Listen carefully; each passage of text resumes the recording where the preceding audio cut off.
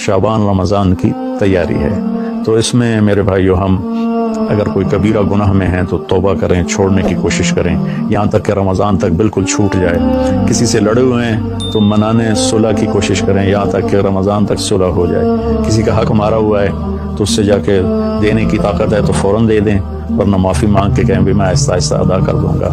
ये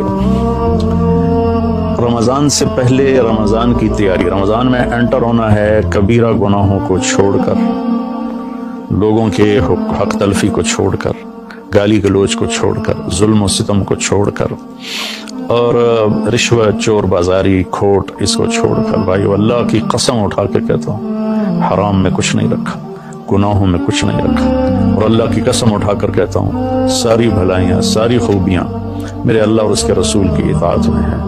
अल्लाह के वास्ते हम बाकी गुनाहों से भी तौबा करें।